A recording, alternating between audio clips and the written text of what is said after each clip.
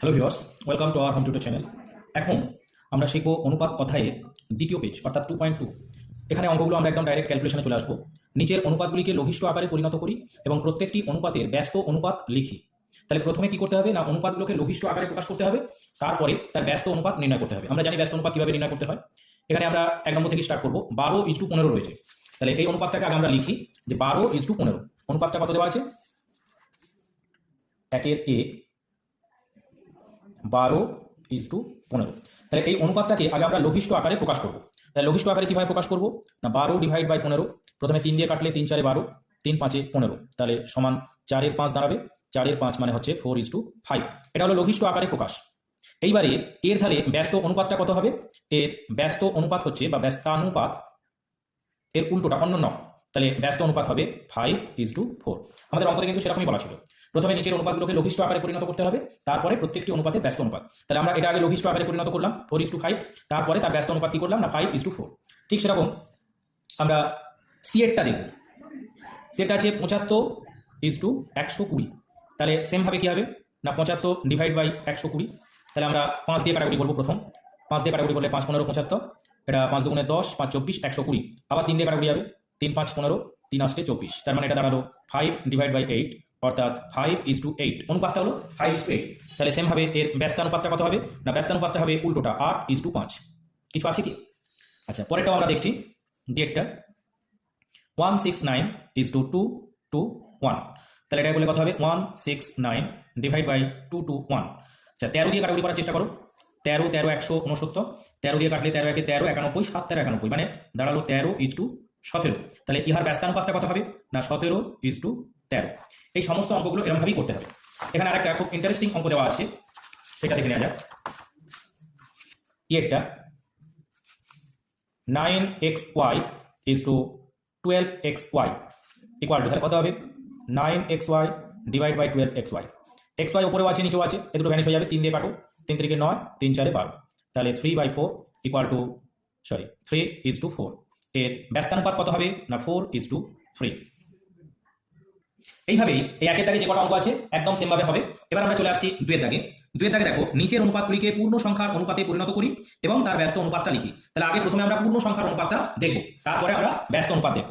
তাহলে 2 এর দাগের এরটা দেখো কি বলা আছে। 2 এর দাগের এ 2.5:12.5। বাহ, খুব সুন্দর জিনিস। 2.5 মানে কত না 25/10:125। তাহলে এখানে যদি আমরা এটা করি নিচেও 10, এরও নিচে 10, তাহলে কেটে গেল। তাহলে থাকলো কত না 25:125। এটাকে আমরা আরো লঘিষ্ঠ আকারে যতটা যায় পূর্ণ সংখ্যার অনুপাত বলে আমরা এটাই করে দিতে পারি। ঠিক আছে, কিন্তু এটাকে আবার ভেঙে তুমি করতে পারো 5 দিয়ে কাটাকুটি করে। 25/125, এটা 1 হবে, এটা 5 হবে। তার মানে 1:5 এটাকে করা যায়। তাহলে এর ব্যস্তানুপাতটা কত হবে? ব্যস্তানুপাত, তাহলে ব্যস্তানুপাত হবে 5:1। যদি এইখানে করতে তাহলে এর ব্যস্তানুপাত কত হতো 125:25। কিন্তু এটা যেহেতু লঘিষ্ঠ আকারে প্রকাশ করা নেই, তার মানে আমাদের এই লঘিষ্ঠ আকারে প্রকাশ করে তার ব্যস্তানুপাতটা নির্ণয় করাটাই হচ্ছে সলিউশন। তাহলে এটাই হলো পূর্ণ সংখ্যার অনুপাত রূপে প্রকাশ এবং তার ব্যস্তানুপাত হচ্ছে 5:1। যেমন এখানে আরেকটা অঙ্ক দেওয়া রয়েছে, আমরা আরেকটা দেখবো। 2 এর দাগের বিয়েরটা যেটা দেওয়া হয়েছে এটা খুব ইন্টারেস্টিং। 5/8:7/16। এটাকে একেবারে ভেঙে নাও। 5/8/7/16। তার মানে গুণের আকারে যদি আমরা করি তাহলে 16/7।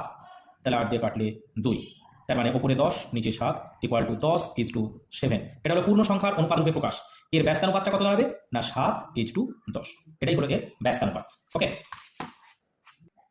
আচ্ছা, আরেকটা আছে যেটা ডিএটটা দেখো। ডিএটটা বলছে 2/5:3/4। তাহলে একইভাবে আমরা করবো 2/5, এই যে ইস টু রয়েছে এটাকে ভাজিতক আকারে 3/4 আমরা লিখতে পারি, সমান 2/5 গুণিতক 4/3। তাহলে যেহেতু এখানে কাটাকুটি যাচ্ছে না, 4 2 8, নিচে এলো 3 5 15। তাহলে আমরা অনুপাতটা যেটা পেলাম সেটা হচ্ছে 8:15। এর ব্যস্তানুপাত হবে, ব্যস্তানুপাত কত না 15:8। কিছু আছে অঙ্কের মধ্যে? ভেরি। দশমিকের আরেকটা অঙ্ক দেখাচ্ছি, আরেকটা সহজ নিয়মে করা যায় যাতে। 4.4:5.61। তাহলে এখানে দশমিকের পরে 1 ঘর, এখানে দশমিকের পরে 2 ঘর। আমি দুটো থেকে দশমিককে আগে আউট করে দেবো। তাহলে কি করবো, এটা 2 ঘর করতে গেলে আমাকে 440 করতে হবে। 561, এটা আমাদের মধ্যে রাখতে হবে। তাহলে এখানে এবার আমরা কি করবো দেখবো যে কাটাকুটি যায় কিনা। 440/561। তাহলে এটা 11 দিয়ে কাটাকুটি গেলে 11 4 11 44, 40 হবে। 11 দিয়ে কাটা গেলে 5 11 55, 11 11 1 11। তাহলে আমরা আজ যেহেতু কাটাকুটি যাচ্ছে না, তাহলে 40:51 এর ব্যস্তানুপাত হচ্ছে 51:40। দারুণ ইন্টারেস্টিং অঙ্ক। এটা হলো পূর্ণ সংখ্যার অনুপাত আর এটা হলো তার ব্যস্তানুপাত।